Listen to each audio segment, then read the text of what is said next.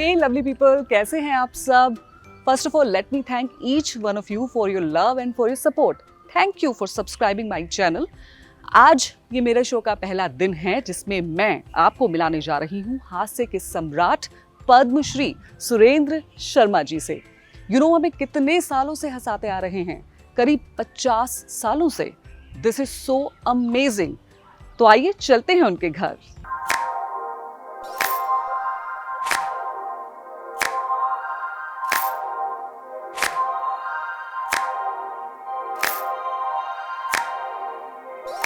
मैं आपको एक ऐसी हस्ती से मिलाने जा रही हूँ जो कि हास्य सम्राट हैं, पद्मश्री हैं, श्री सुरेंद्र शर्मा जी। शर्मा जी, बहुत बहुत स्वागत है आपका हमारे शो में। नमस्कार, आपका नमस्कार भी बहुत धन्यवाद कि आप मेरे घर में पधारे। Thank you so much. करीब 50 साल हो गए हैं आपको हम लोगों को हंसाते हुए, इंस्पायर करते हुए। ये बहुत ही काबिल तारीफ है। नहीं, इसमें क्या काबिल है? किसी को कोई ढंग का काम नहीं मिला तो ये काम कर लिया। नहीं, ये तो सबसे अच्छा काम है, किसी को हंसा पाना इस जिंदगी में। ये तो सबसे चैलेंजिंग भी है और अच्छा काम भी है। नहीं, वो अच्छा काम है जी। पर हंसाते हुए ये देखना चाहिए, आप जितने भी लोग हंसते हैं बिल्कुल, वो एक बात तय कर लें कि वो हंसी किसी के आंसुओं की कीमत पर तो हासिल नहीं किया तुमने। बिल्कुल, किसी को तकलीफ दे करके तुमने हंसी हासिल तो नहीं की। बिल्कुल। हंसी वही लाभदायक होती है जो कि बिगर किसी को तकलीफ पहुंचाए हाँ, आप हासिल करते हैं। बहुत ही आपने खूबसूरती से बात कही। और शायद आजकल का जो वक्त है उसमें हंसने का जो एक्चुअल मीनिंग है वो लोग भूल गए हैं शायद। हम उपहास करते हैं, हास्य नहीं करते, मखौल उड़ाते हैं। हम उसको ही हंसी समझते हैं। जी आपको मखौल उड़ाएं तो अपना उड़ाओ, हाँ, बिल्कुल। किसी दूसरे का नहीं। अच्छा, अभी हमने जो हाल फिलहाल में लॉकडाउन झेला, ऐसी सिचुएशन चल रही हैं, उस दौरान क्या हुआ कि पति पत्नी जो हैं वो 24 घंटे साथ रहने लगे, दिन और रात, क्योंकि इतना एक्सपीरियंस भी नहीं था उनको कि इतना लंबा समय वो साथ रहें। तो ऐसे में हमने देखा कि कुछ केसेस ऐसे आए कि आपस में उनकी तकरार बढ़ गई। कुछ जगह ऐसा भी हुआ कि प्यार भी बढ़ा, लेकिन जनरली ये देखा गया कि तकरार बढ़ गई। तो ऐसी सिचुएशन में आपकी 4 लाइनें क्या कहती हैं और आपका लॉकडाउन कैसा निकला? मेरा लॉकडाउन इसलिए अच्छा निकला कि हम मियाँ बीबी ने अपने अलग अलग कमरे तय कर लिए।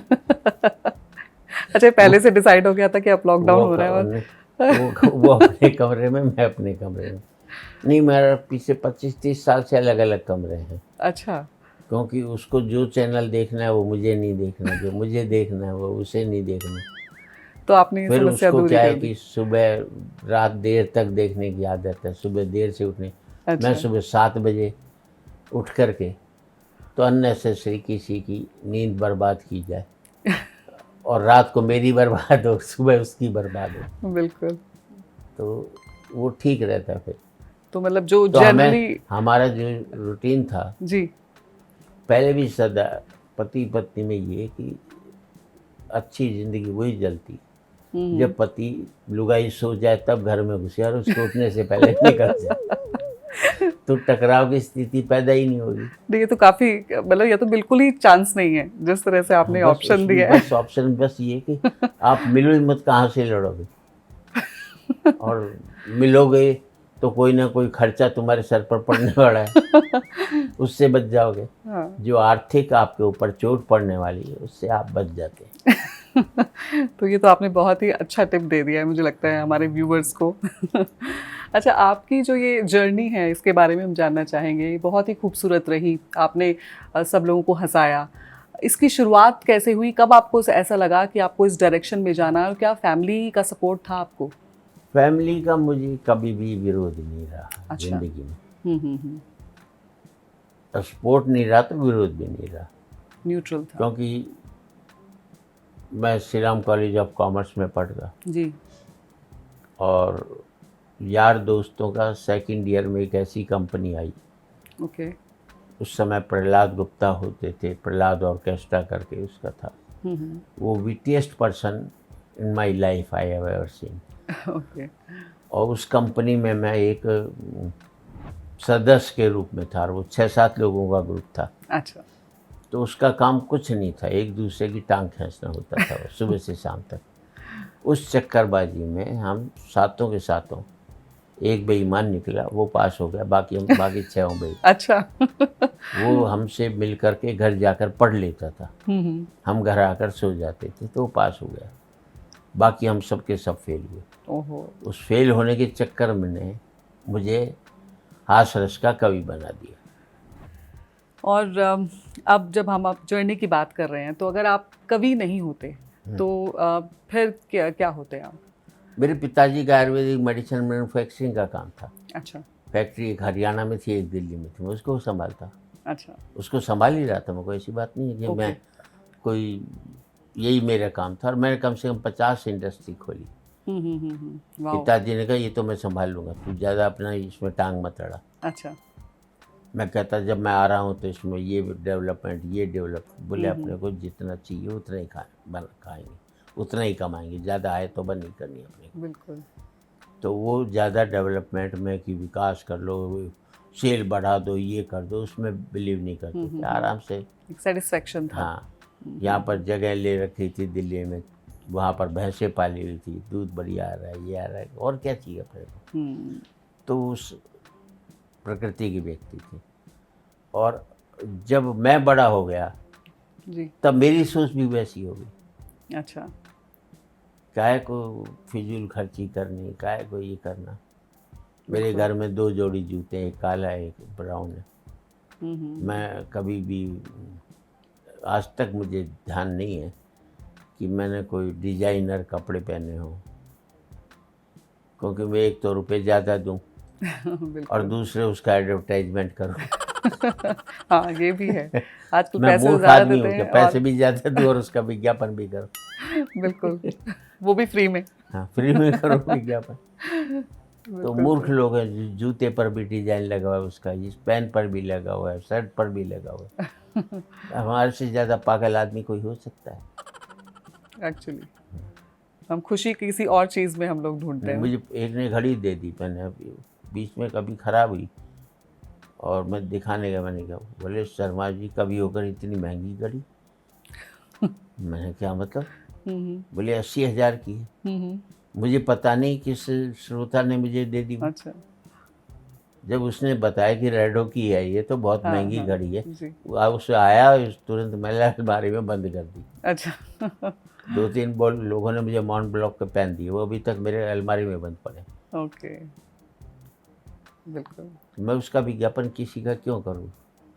25 रुपये का कलम भी, 50 रुपये का कलम भी एक ही काम करता है। अच्छा शर्मा जी, मैं आपका एक वीडियो देख रही थी जिसमें आपने कहा कि मैं बड़ी बात नहीं करता, मैंने भारत माता के ऊपर कोई कविता नहीं लिखी है, हाँ, मैंने सही बात है। धरती माता के ऊपर कोई कविता नहीं लिखी है, अपनी माता के ऊपर कोई कविता नहीं लिखी है, जो जितनी भी कविताएं लिखी हैं वो अपने बेटे की माता पर लिखी हैं। मैं ये जानना चाहती हूँ, ऐसा क्यों, बेटे की माता ही क्यों? देखिए, बेटे की माता पर लिखने से ये की फ़ायदा है जी। जो घरेलू आपदाएं हैं उससे आप दूर रहते हैं। अच्छा। तो सबसे ज़्यादा ये नहीं तो इससे आपदाएं बढ़ती नहीं है? हाँ, आपदाएं बढ़ती नहीं है? नहीं, क्योंकि कमाई वही लेती है ना। तो आपदाएं कहाँ से बढ़ेंगी? उसे पता है मेरी जितने बारे में जितना बोलेगा उसकी कमाई मुझे मिलनी है, तो एंकरेज करती है कि मेरे बारे में और ज़्यादा बोले, और ज़्यादा बोले। बिल्कुल। तो उसका भी, तो मैं तो उसकी तरफ से डेपुटेशन पर काम करता हूँ। ये सही है। अच्छा, आपके ये जो मैंने ये वीडियो में देखा, आपके अंदाज में आपसे सुनना चाहते हैं एक बार फिर से। तो वो ये अपना अंदाज ये कि जब भी घर में घुसो तो मुंह लटका करके घुसो, उदास होकर के घुसो, लुगाई समझ जाएगी कंट्रोल में। अच्छा। हंसकर घुसोगे, 50 सवाल पूछेगी किसके साथ बैठा था, घर में ही सूजा पड़ा रहता है, बाहर कैसे हंसकर आया बताते सर। तो एक टिप्स है, आप देख लो, आप दुखी होकर लौटोगे तो पत्नी छूटती पूछेगी क्या बात, तबीयत खराब है? तो अपनी चाय बना इम्पोर्टेंस दूं दिखाने आपके के लिए, बहुत थक जाते हो, हैं, आराम कर लिया करो, इतनी भाग दौड़ ठीक नहीं। बिल्कुल।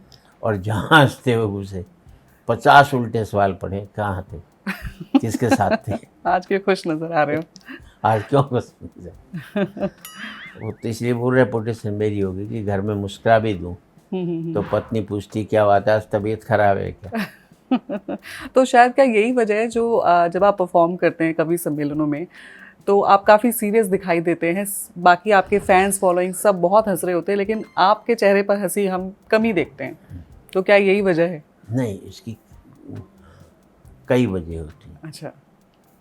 मैं अलग ढंग से व्याख्या, एक बार हंस दी हूँ हम्म। तो ऑर्गेनाइजर ने पैसे काट लिए, हमने इसलिए थोड़ी बुलाया था, तुम्हारी रेपुटेशन पे ही।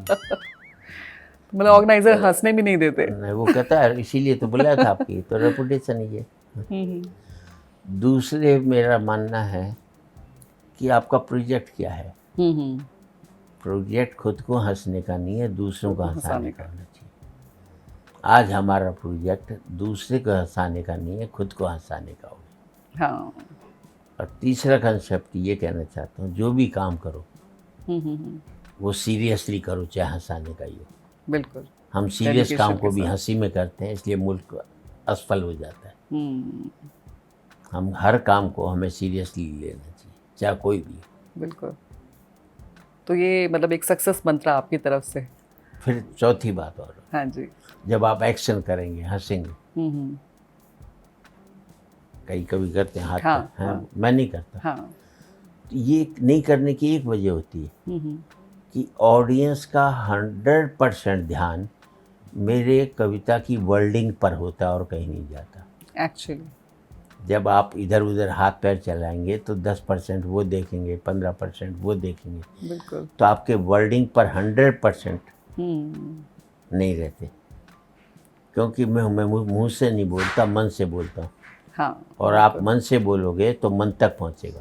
अच्छा, जो ये आपकी फेमस पंच लाइन है, 4 लाइनें सुना रहा हूँ, इसका आविष्कार जानना चाहेंगे कैसे हुआ? ये मुझे भी नहीं पता, मैं शुरुआत में अच्छा। 4-4 लाइन ही लिखता था। अच्छा। एक विमलेश जी कवि थे, हम्म। राजस्थानी के हास रस के, उससे बड़ा कवि कोई भी हास रस का हम्म। आज की तारीख में मैं नहीं समझता। जितना उन्होंने हाथ से लिखा है जी। उतना किसी ने भी नहीं लिखा। हम्म। और वो भी सीरियस होकर ही सुनाते थे। ओके। और वो भी एक बात और कह रही हूँ, हम्म। एक और कह रही हूँ। अच्छा। और वो मेरे ही बेल्ट के थे, वो झुंझुनू के थे। मैं नारनौल के पास नागड़ चौधरी गांव है, जी जी। उसी बेल्ट का था। तो मेरी बोली जो है, पिताजी जो बोलते थे वो गांव की मारवाड़ी भाषा जो है वही हाँ जी। बोलते थे। और मेरा एक नियम था कि स्कूल में छुट्टी हुई नहीं 2 महीने की, अच्छा। तो मुझे गांव जाना। ओके। चाहे वहाँ पर जाने के लिए रथ आता था स्टेशन पर लेने, तो 5 घंटे में पहुँचता था, 12 किलोमीटर। ओके। तो मुझे वो खेत, खलिहान, गांव के लोग, जी। भैंस थी, रथ था, बैल थे, तो वो उस चीज़ से मेरा एक ज़मीनी जुड़ाव सदा से रहा। तो मैं, क्योंकि दिल्ली में एक कमरे का फ्लैट, वहाँ खुला 4 चौक का मकान थी, हवेली थी हमारी, जी। तो उसका एक सुख मुझे वहाँ मिलता था। और अब जब हम 4 लाइनों की बात कर ही रहे हैं तो आपने अपने जो ये खजाना है पूरा कविताओं का, इसमें अभी कुछ इजाफा किया हो, हम आपसे सुनना चाहेंगे। इजाफा इन दिनों कुछ अलग होता है। जी। इन दिनों कुछ गंभीर कविताओं का अच्छा। मैं कर रहा हूँ, क्योंकि अब आज की तारीख में इस देश में नहीं हंसा जा रहा, इस देश पर हंसा जा रहा है। सारे राजनेता जी। गरीबी हटाएंगे, बेरोजगारी मिटाएंगे, सब चर्चा करते हैं, पर जनसंख्या पर कोई चर्चा नहीं करता। बिल्कुल। जो मुख्य मुद्दा है उससे भटका रहे। एक्चुअली। एक चुनाव क्या हार गए संजय गांधी ने कार्यक्रम शुरू किया कि कोई भी बात ही नहीं करेगा। मुल्क 135 करोड़ लोग इसको सींचेंगे तब मुल्क महान बनता है। 135 करोड़ लोग इस मुल्क को चूसेंगे तो महान नहीं बनेगा। बिल्कुल। तो आप सोचिए कि आप क्या कर रहे हैं। 135 करोड़ एक एक बूंद भी देंगे मुल्क को। बिल्कुल। अब सब लोग इस मुल्क की एक एक बूंद खुद लेना चाह रहे हैं। मुल्क भारतीयता से शुरू हुआ, इंडिविजुअलिटी पर आ गया। बिल्कुल सही कहा। जब आज़ाद हुए तब 30-35 करोड़ भारतीय थे, हम्म। अब 130-35 करोड़ इंडिविजुअल हैं। अब हिंदू हो गए, मुसलमान हो गए, सिख हो गए, ईसाई हो गए। बिल्कुल। इससे अच्छा तो हम विदेश में हैं। हम्म। विदेश में किसी से भी पूछो कौन बोला आई एम इंडियन, इंडियन, भारतीय हैं। हम यहाँ पर एक से भी नहीं कहता कोई मैं इंडियन हूँ। बिल्कुल। मैं दिल्ली वाला हूँ, मैं महाराष्ट्रियन हूँ, मैं सिख हूँ, मैं ईसाई हूँ। जी।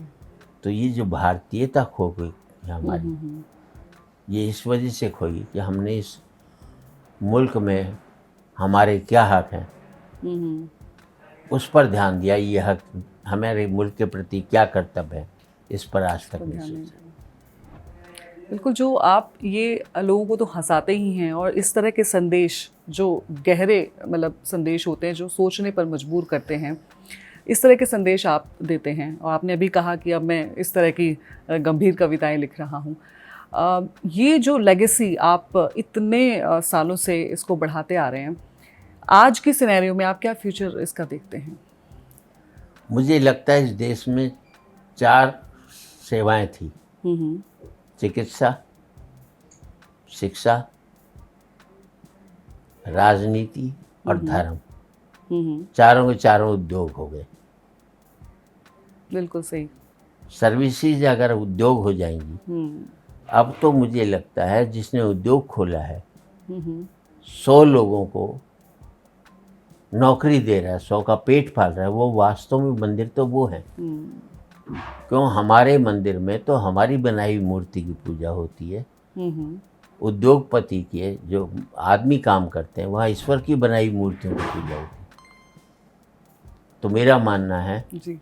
कि वो ज़्यादा होना चाहिए। वो मंदिर है जो जिसका पेट भर रहे हैं। हम ईश्वर की मूर्तियाँ जो हमारे ही सेवा कर रहा है, तो वो ईश्वर के प्रति उसके काम की सराहना कर रहा है, उसकी सेवा कर रहा है। बिल्कुल।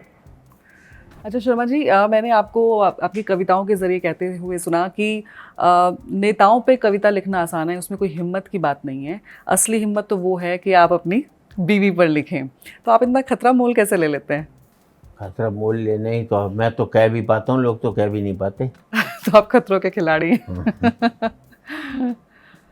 तो कभी ऐसा हुआ कि आपकी पत्नी जी ने बोला कि उनको कुछ पंक्तियाँ नहीं ठीक लगी, उन्होंने बोला आइए ज़रा घर, आपकी खैर नहीं है? मेरी पत्नी ने मुझे सुना ही नहीं तो बोलेगी कहाँ से? अच्छा। मेरे पिताजी ने मुझे आज तक नहीं सुना, उनकी डेथ हो गई कई साल हो गए। और ना मेरी माँ ने सुना। माँ है मेरी 93 साल की। क्योंकि मेरे फादर बैठे हैं तो मैं हंसी की बात करूं कैसे? मेरी हिम्मत ही नहीं पड़ेगी मैं हंसी की बात कर लूँ। अच्छा। तो वो एक आज तक वो एक होती ना इज्जत की दहशत, वो इज्जत की दहशत मेरे माँ और बाप के प्रति आज भी। वो जो कह दिया वो उसमें हिब्बत नहीं होती, वो ऑर्डर होता है। ऑर्डर होता है बस। चाहे वो किसी भी भाषा में मुझे कुछ कहें, नरम लहजे में कहें, पर वो मेरे लिए वो एक ऑर्डर, आदेश है बस। तो इसके पीछे अच्छे संस्कार छुपे हुए हैं। संस्कार की बात नहीं है, हमें होना ही ऐसा चाहिए। बिल्कुल। हम नहीं है तो ये हमारा अपराध है। बिल्कुल। अच्छे हैं तो हमारा कोई गुण नहीं है। आदमी को तो अच्छा होना ही चाहिए। अच्छा नहीं होना आपका गुण है, अच्छा होना आपका गुण थोड़ी है। बिल्कुल। अगर आप मनुष्य हैं तो आप में अच्छा होना ही चाहिए, इसमें क्या बात है? कोई एक्स्ट्रा चीज़ थोड़ी है आपके पास। काफ़ी गहराई की बातें आप कह जाते हैं, बट मैं ये जानना चाहती हूँ कि आपने कहा कि मेरी पत्नी ने मुझे सुनाई नहीं, इसके पीछे क्या वजह है? उसको पेमेंट देना पड़ता सुनाने का। अच्छा, इसलिए। ये भी सही है। मैंने कोई कविता घर पर नहीं सुनी आज तक। कोई नहीं सुना? मैं अपने गांव में भी नहीं सुनी आज तक। गांव वाले बैठे मैंने नहीं सुना पाते। अच्छा। हाँ, आज तक नहीं सुनाई गांव में। तो वो कभी ऐसे डिमांड नहीं करते हैं कि क्योंकि लाइव जो होता है, कहते हैं सारे कई कवि जा चुके। हाँ। मेरे पिताजी ने वहाँ धर्मशाला बनाई, वहीं पर ही कार्यक्रम होता है। मैं आज तक नहीं। अच्छा, आपको क्योंकि आपकी जो कविताएं हैं वो ज़्यादा पति पत्नी पर ही आधारित होती हैं, तो कभी कोई शख्स आपको ज़िंदगी में ऐसे मिले हों कि जो शादी करने का विचार कर रहे हों और आपकी जो कविताएं उनसे इतना इम्प्रेस हो गए कि उन्होंने शादी का आइडिया ही ड्रॉप कर दिया? नहीं, आइडिया ड्रॉप नहीं करता कोई। वो करना शादी की तरफ चला बढ़ते ही जाता है, इसलिए कि मैं पत्नी पर हास्य करता हूँ, उपहास नहीं करता। हम्म, मैं अपनी कविताओं बिल्कुल। में जो जवाब होता है हाँ पत्नी का, वो जी। मेरे ऊपर हावी रहता है, ना कि मेरा जवाब हाँ उसके ऊपर हावी रहता बिल्कुल बिल्कुल, ये बात तो आपने बिल्कुल सही कही। है। हाँ, तो इसलिए मेरे फैन जो फॉलोइंग है मेरी, उसमें महिलाएं 90% है, पति बिल्कुल उतने नहीं आते। बिल्कुल। और मुझे लगता है जो आपकी कविताएं उनमें आपने पत्नियों को ज़्यादा अधिकार दिया हुआ है ना? से अंत में जो लास्ट लाइन आएगी, हम्म। उसमें वो ही पटकनी देती है, बिल्कुल। मैं नहीं देता। नहीं, बहुत ही खूबसूरत है ये चीज़। अच्छा, पत्नी जी से आपको कुछ याद है बेस्ट कॉम्प्लीमेंट अब तक क्या मिला है? भाई ये मिला है कि तुम आदमी अच्छे हो, पति बेकार। तो कोई रीज़न बताया आपने, पूछा उनसे? टाइम नहीं दे पाता मैं किसी को। ओके। अच्छा, जो ये करवा चौथ का व्रत जो पत्नियां करती हैं अपने पति के लंबी उम्र के लिए, और इसके बारे में आपके क्या विचार हैं? इसके बारे में मेरा एक ही विचार है, हम्म। मैं आज तक नहीं समझ पाया कि गाय भूखी रहेगी तो सांड कैसे मजबूत होगा। पति की जिंदगी के लिए रखा जा रहा है, उसके लिए पत्नी भूखी रहे। जी। पति क्यों नहीं है पर व्रत रखता? नहीं, बट आजकल तो मुझे लगता है पति भी साथ में रखने लग गए हैं। कुछ कुछ ऐसी संख्या भी है कि जो पति साथ में रखते नहीं, हैं। वो पति नहीं होंगे, वो फिर वही होंगे जो जैसे पूरे अमेरिका में चले जाओ तो आपको पति नहीं मिलता, सारे रामू मिलते हैं। सुबह पहले बर्तन मांजते रहेंगे, फिर शाम को आएंगे, फिर बर्तन मांजेंगे, सफाई करेंगे, ये करेंगे, नौकर होते नहीं उनके। जी बिल्कुल। हाँ, तो पूरे अमेरिका में मैं घूमा तो मुझे पति कहीं नहीं दिखाई दे दिए, सारे वही दिखाई दिए।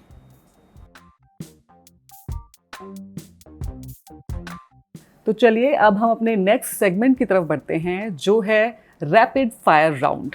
तो Sharma ji, are you ready for this? हाँ बोलिए। तो मेरा पहला सवाल है, पत्नी रूठ जाए तो पति के पास ऐसा कौन सा रामबाण होना चाहिए जिससे वो झट से मान जाए? रामबाण क्या, अर्थवान है बस वो तो। अर्थवान। वो मार दो एक, कितनी भी रूठी हो मान जाएगी बस। अच्छा। पर इतना ज़रूर ध्यान रखना, इतनी नहीं रूठे कि उसके आंसू निकल जाए, क्योंकि आंसू निकलने में फिर उसको नॉर्मल करने में पैसे खर्च होंगे, नॉर्मल से हंसाने में फिर दुगने पैसे खर्च होंगे, तो डबल इकोनॉमिक अटैक पड़ेगा आपके ऊपर।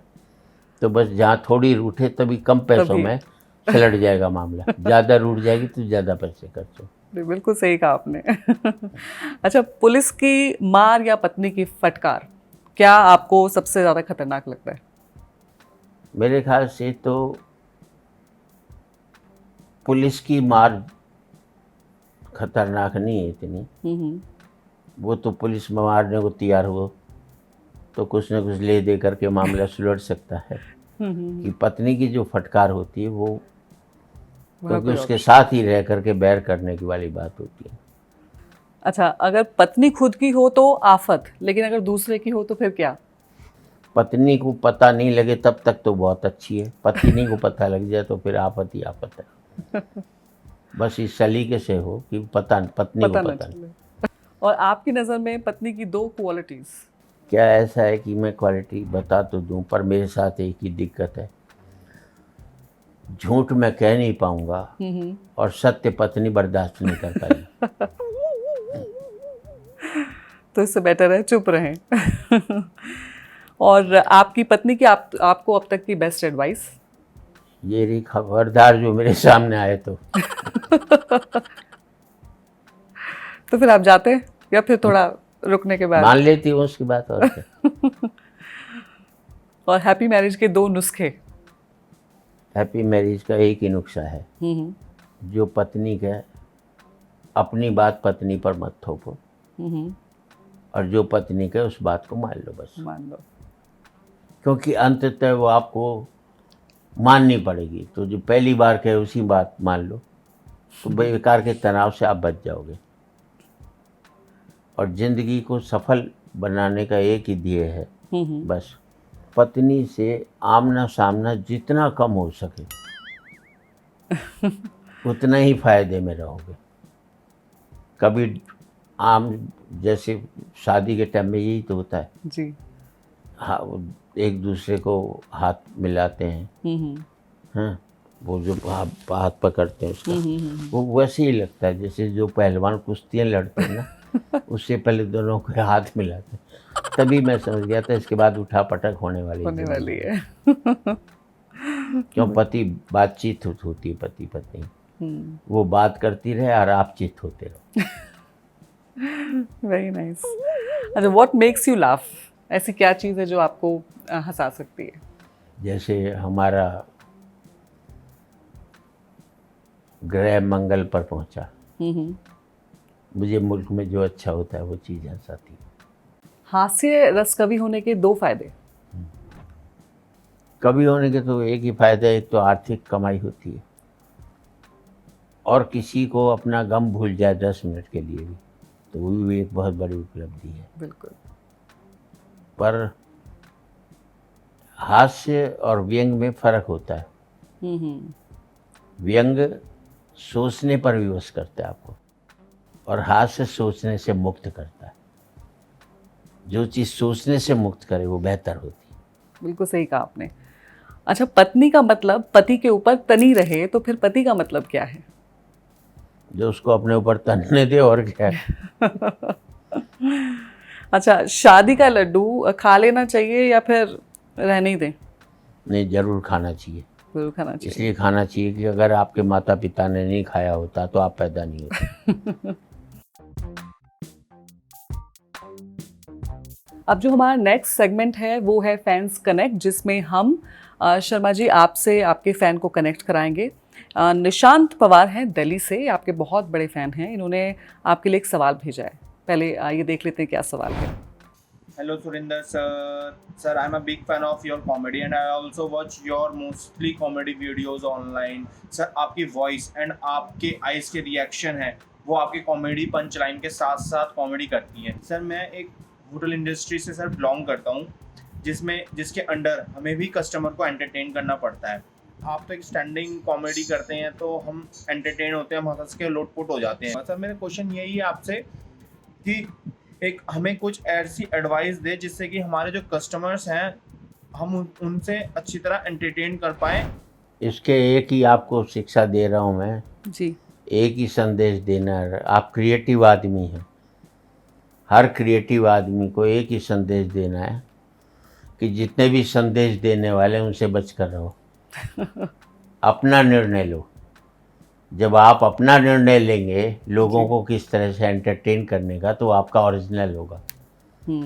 फिर आप में अपनी सोच जो पैदा होगी वो आपकी ओरिजिनल सोच होगी। किसी और की सोच पर चलोगे तो आप कभी भी ज़िंदगी में तरक्की नहीं कर पाओगे। आप अपने ऊपर निर्भर रहोगे तो एक अच्छे अच्छे नए आइडिया अपने दिमाग में खुद पैदा करोगे। बिल्कुल, बेस्ट एडवाइस आई थिंक आपको मिल गई है।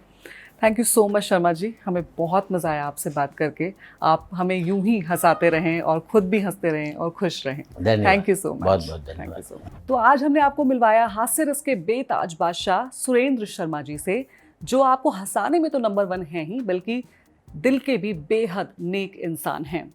तो हम फिर जल्द ही मिलेंगे एक और नए गेस्ट के साथ। Till then you please take care, and अगर आपको ये शो पसंद आया है तो प्लीज़ सब्सक्राइब माई चैनल, और जो बेल बटन है उसको भी हिट कर दीजिएगा। Till then you please take care, stay safe and stay blessed. Hey lovely people, कैसे हैं आप सब? अब ऐसे थोड़ा एक्टिंग करनी पड़ेगी।